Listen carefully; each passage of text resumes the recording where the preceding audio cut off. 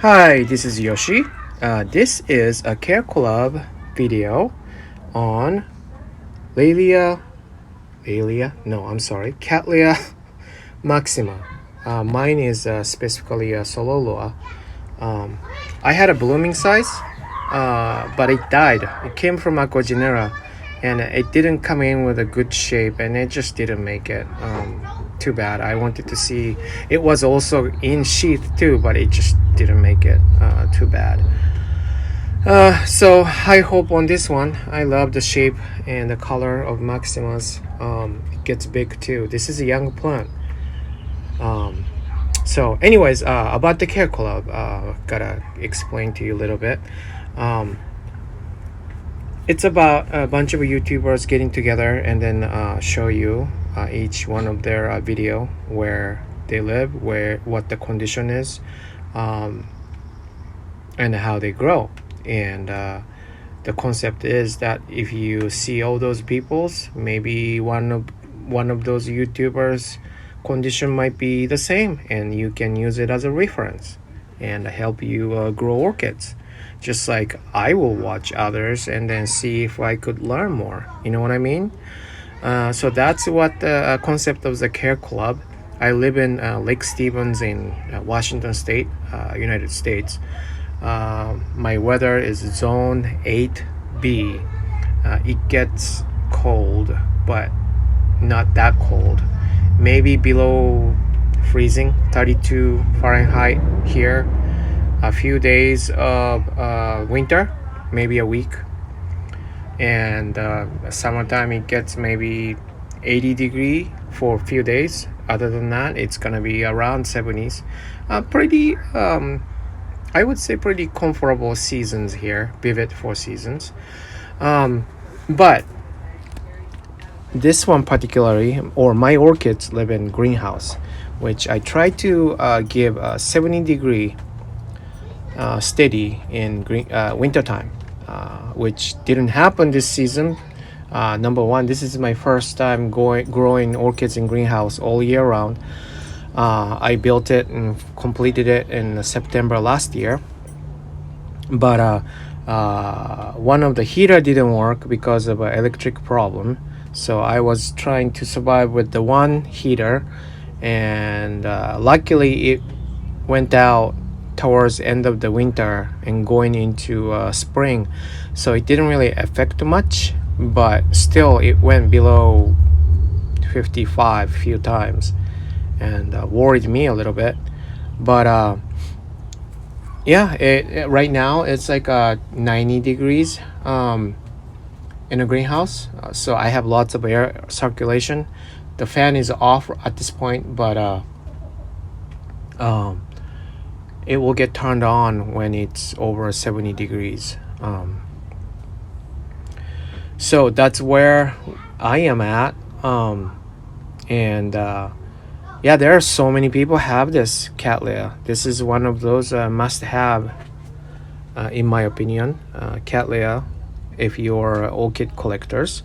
And I will put all those people who joined in this Care Club this time.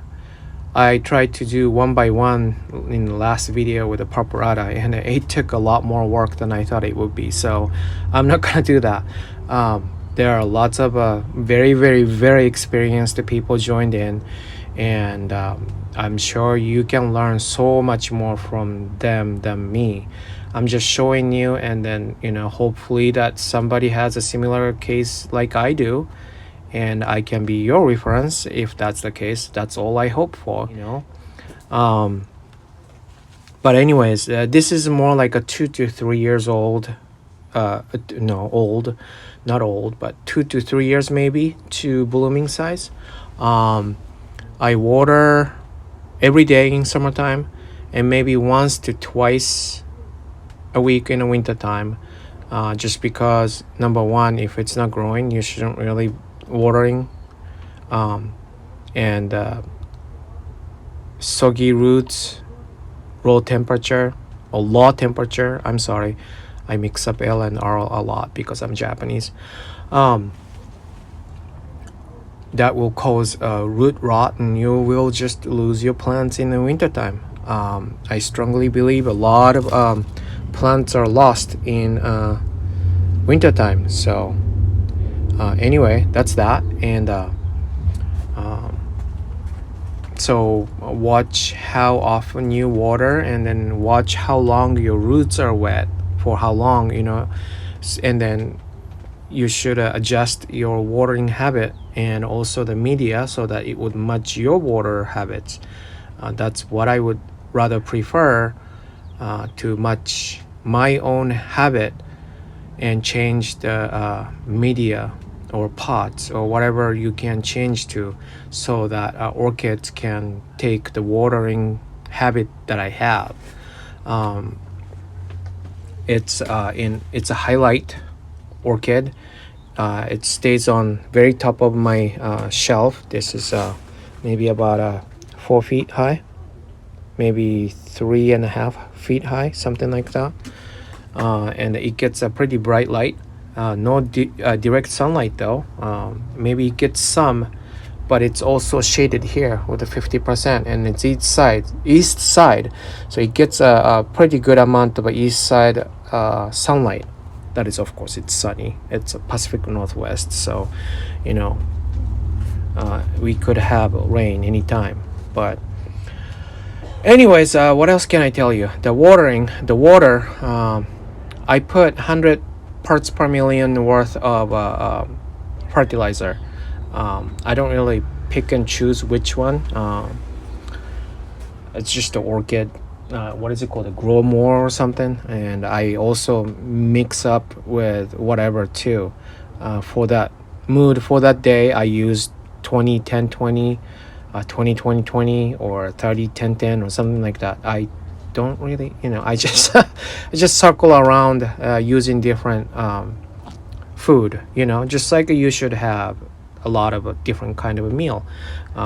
So I'm just mixing it up each time I water, using different fertilizers.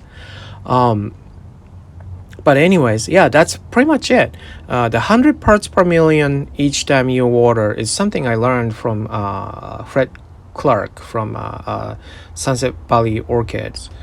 He had a class about how you continuously fertilize when you water, and you don't really have to flush if you keep it 100 parts per million. I mean, if you think about it, some place even have like a 300 to 400 parts per million on a tap water. So I use rainwater from rain barrel, and it's like maybe zero, not zero, but maybe 3 to maybe 10 at highest parts per million. So I'm lucky. And Pacific Northwest, we have a lot of rain, so rain barrels pretty much always full. So that's the water I use, 100 parts per million worth. And sometimes I use even Epsom salt. If I do that, then I only use Epsom salt for feeding the magnesium. That's pretty much the purpose of it. So anyways, hope this information finds it helpful. If you don't have one, and if you're thinking about one, just go get it. Just kidding. Yep. Yeah, I strongly recommend this orchid, and yeah, you should join in too if you want to. So that's it for today. Apologizing for all those noise out there. It's a nice day today, and I definitely do not tell them to be quiet while in a sunny day. I let them have fun. So you guys have a good day also, and thank you for watching. Bye.